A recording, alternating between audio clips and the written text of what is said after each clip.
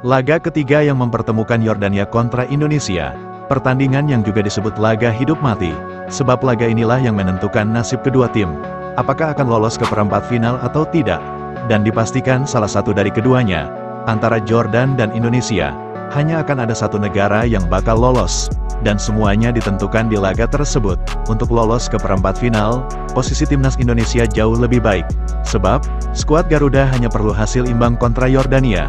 Dengan hasil seri, sudah dipastikan, timnas Indonesia U23 lolos ke 8 besar.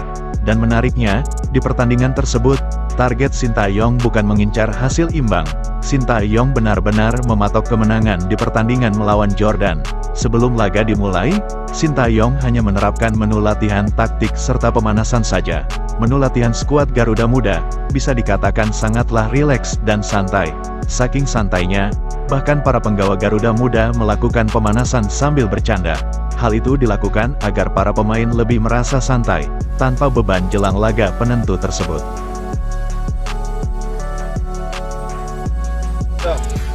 다시 한번 얘기하지 마. 편하게. 호주 경기가 끝났어. 그냥 라고 생각했으니까 끝났으니까 더 이상 생각하면 안 되지. nggak usah kita pikirkan. 더만 뿌리면 Nggak 무조건 usah kita 우리가 buang pikiran, pasti bisa menang. 오케이? 네. Kita harus menang, jangan pikir seri dan biar menang-menang. Intinya kita harus menang. Ayo, Marcel, ayo. Indonesia! Jelang match ketiga laga penentu, antara Jordania, kontra Indonesia U23, seperti yang kita ketahui, pemuncak klasemen saat ini diduduki tuan rumah Qatar, dengan 6 poin, hasil dari kemenangan melawan Indonesia dan Yordania, untuk posisi kedua diduduki oleh timnas Indonesia, dengan raihan 3 poin, dan posisi ketiga ditempati oleh Yordan, dengan raihan 1 poin. Dalam hal ini, Indonesia sangat diuntungkan dengan situasi serta raihan poin tersebut, untuk menuju ke 8 besar. Skuad Garuda hanya butuh hasil imbang saat melawan Jordan. Di pertandingan lain, antara Qatar kontra Australia, walaupun Australia mampu mengalahkan tuan rumah Qatar, namun peluang Australia sangatlah kecil, sebab di turnamen ini menggunakan sistem head-to-head kekalahan dari Indonesia. Dan sebaliknya, pelatih Yordania Abu Zema mengatakan, ia merasa masih memiliki peluang, namun dia mengaku, walau Jordania masih memiliki peluang, namun peluang itu cukup sulit. Pasalnya, tim asuhannya harus mampu menumbangkan timnas Indonesia. Walau dari segi ranking, Jordan berada di ranking 71 dunia, sedangkan Indonesia berada di ranking 134 dunia. Walau begitu, Abu Zema mengaku, ini situasi yang sangat sulit. Walau Indonesia merupakan tim debutan yang baru mengikuti turnamen ini, tapi mereka sangat kuat, bahkan Indonesia mampu melumat tim unggulan, Australia. Pelatih Yordania Abu Zema juga mengatakan, ia akan mati-matian melawan Indonesia, untuk bersaing merebut 1 tiket menuju ke 8 besar. Berikut kutipan ungkapan Abu Zema saat sesi jumpa pers. Harapan saya tetap ingin lolos. Dan kami masih punya 1 pertandingan tersisa. Namun itu sangatlah sulit. Kami harus bisa menyaingi level permainan Indonesia yang dipenuhi bintang muda berpengalaman. Selain berpengalaman, mereka memiliki visi bertarung yang sangat baik, dengan permainan impresif, tapi kami akan tetap berusaha semaksimal mungkin agar dapat lolos ke fase 8 besar. Itulah ungkapan Abu Zema, yang dikutip dari laman resmi AFC. 그런 의의 없는 경기는 축구 경기가 아니라 그냥 동호회에서 코미디 경기다. 저는 이렇게 생각하기 때문에. Pengakuan mengejutkan Sintayong saat jumpa pers. Pelatih timnas Indonesia, Sintayong percaya diri, tim asuhannya memiliki potensi dan peluang besar untuk melaju ke perempat final, atau 8 besar Piala Asia U23. Pelatih 53 tahun tersebut juga sudah menganalisa potensi calon lawan yang mungkin akan dihadapi di babak selanjutnya, yakni 8 besar. Tidak hanya yakin hanya sampai di 8 besar saja, bahkan Sintayong sangat percaya diri dengan modal yang dibawa tim asuhannya. Skuad Garuda memiliki bekal cukup untuk berduel dan percaya diri akan berbicara banyak di fase 8 besar, untuk menembus 4 besar atau semifinal. Bisa dibayangkan, tim debutan seperti Indonesia, yang baru saja mencatatkan sejarah baru menembus turnamen Piala Asia U23 untuk yang pertama kalinya, tak tanggung-tanggung, Sintayong dengan percaya diri mematok target semifinal. Dan menariknya, Target Sintayong tersebut tidak mengagetkan oleh beberapa peserta lainnya termasuk Australia. Bahkan banyak media Asia yang menganggap timnas Indonesia U23 memiliki potensi untuk bersaing dengan tim kuat lainnya. Bahkan skuad Garuda disebut merupakan salah satu tim terkuat di turnamen Piala Asia 2024. Bukti pesatnya perkembangan besar pada perkembangan level sepak bola timnas Indonesia. Bahkan sebagian negara kuat Asia lainnya, sejauh ini, belum ada yang berani sesumbar dengan kekuatan Indonesia. Bahkan tim sekelas Australia yang notabene tim langganan peserta Piala Dunia, dengan peringkat ranking 24 dunia, pelatih Australia Tony Fitmar, 1 hari sebelum dibekuk skuad Garuda sudah mengatakan, melawan Indonesia adalah ujian yang sesungguhnya. Bahkan Tony Fitmar, tidak terlalu percaya diri jika tim besutannya mampu mengalahkan tim asuhan Sintayong dengan mudah. Untuk mengalahkan Indonesia, Tony Fitmar harus bekerja sangat keras agar dapat bersaing antar lini per lini, yang diisi oleh para pemain bintang yang dibekali kualitas serta jam terbang tinggi. Dan itu merupakan tantangan nyata yang juga diakui Tony Fitmar. Padahal, saat menghadapi timnas Indonesia, Australia sudah diuntungkan dengan absennya pemain kunci seperti Ivar Jenner dan striker tajam Ramadan Sananta. Namun ungkapan Tony Fitmar terbukti, tim besutannya tidak mampu menyaingi lini pertahanan Indonesia.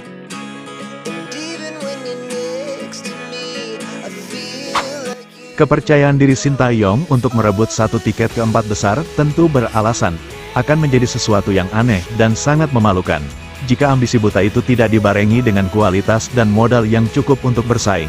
Namun ungkapan Sintayong tersebut sudah diperhitungkan, dan tentu ada konsekuensinya, bahkan tim asuhan Sintayong siap berduel melawan negara manapun tanpa terkecuali.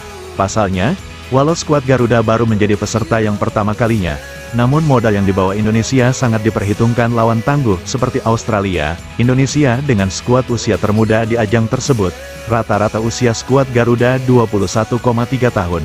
Namun mereka semua kaya akan pengalaman dengan permainan total football dan jam terbang tinggi melawan tim tangguh di level senior. Itu pun para tim tangguh level senior, mereka harus habis-habisan agar bisa kalahkan skuad muda Indonesia. Kepercayaan diri Sintayong yang begitu tinggi tersebut, salah satunya merujuk pada pertandingan antara Australia kontra Yordania. Di pertandingan itu, Australia benar-benar menggempur pertahanan Jordan, dengan ball possession hingga mencapai 70% untuk Australia.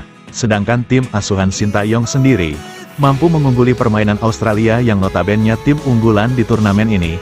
Bahkan Sintayong sudah memberikan pernyataannya saat sesi jumpa pers. Dia mengaku sangat percaya diri akan lolos 8 besar. Bahkan Sintayong sudah persiapkan strategi untuk melumat calon lawannya yang berasal dari grup B.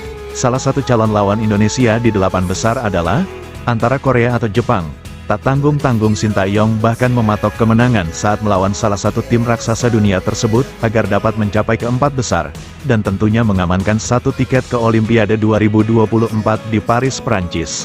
Sebab di turnamen Olimpiade, tim terbaik dunia berkumpul untuk berduel. Di turnamen itulah level skuad Garuda Muda diharap semakin meningkatkan kualitas bermain skuad Garuda Muda, serta menaikkan pamor timnas Indonesia di kancah dunia. Dari ungkapan prediksinya tersebut, timnas Indonesia berpeluang besar ke perempat final usai menang atas Australia. Kini skuad Garuda menyegel 3 poin sekaligus memiliki keunggulan head-to-head atas Australia. Begitu banyak modal yang dibawa Indonesia sangat penting dalam persaingan menuju babak perempat final. Hal lainnya yang harus dipastikan adalah kemenangan di laga ketiga melawan Yordania. Sebelum pertandingan melawan Yordania, Sintayong sudah merasa berada di atas angin, karena dia merasakan tantangan terberat adalah melawan Australia. Dengan kemenangan atas Australia, pelatih asal Korsel tersebut mengaku sangat optimis bisa mencapai perempat final, dan ternyata, Sintayong sudah mulai memperhitungkan calon lawan yang akan dihadapi di babak perempat final nantinya. Berikut, ungkapan Sintayong saat jumpa pers. Saya cukup percaya diri untuk lolos ke perempat final. Jadi saat ini saya mulai menganalisa kekuatan Korea dan Jepang. Itulah ungkapan Sintayong seusai mengalahkan Australia. Jika bisa lolos ke perempat final, Indonesia akan menghadapi tim yang berasal dari grup B dan kemungkinan antara Korea atau Jepang. Tak tanggung-tanggung, Sintayong mematok target menang untuk mengalahkan salah satu dari raksasa dunia tersebut.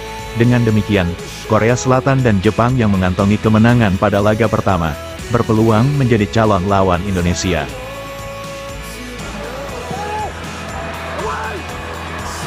It's tricky, it's going to get hit, and it's going to go in. Indonesia lead right before half-time. Walau Sintayong merasa percaya diri, namun dia juga tak mau menganggap remeh Yordania. Pelatih 53 tahun itu juga mengaku, dia bakal menganalisa permainan Yordania secara seksama. Sin mengaku, akan menimbang kekuatan Yordania yang bermain imbang saat melawan Australia, dan permainan Yordan saat kalah dari Qatar. Berikut ungkapan terbuka Sintayong, pertandingan pertama Australia kontra Yordania. Saya menyaksikan melalui siaran TV, namun saya tidak bisa menilai level dan performa mereka hanya dari satu pertandingan saja. Namun saya juga tidak punya cukup waktu untuk mengenali mereka secara jelas. Mereka sekarang bermain dan pertandingan itu melawan Qatar, dan sebelumnya Yordania melawan Australia. Kami akan melihatnya lebih seksama setelah acara ini selesai. Jadi saya akan bersiap dan lebih fokus untuk menatap laga melawan Yordania. Itulah ungkapan terbuka Sintayong saat jumpa pers usai pertandingan Indonesia kontra Australia.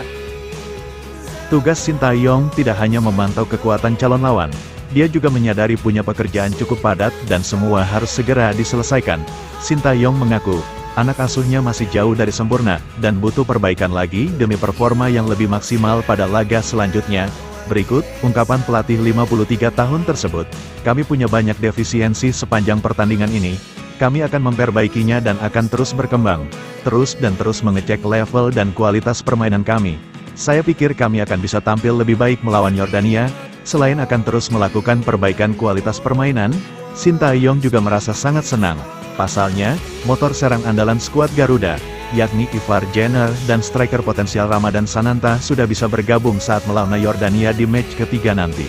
Untuk laga Yordania kontra Indonesia akan berlangsung di Stadion Abdullah bin Khalifa pada hari Minggu malam Senin, yang akan ditayangkan pada jam 10:30 malam.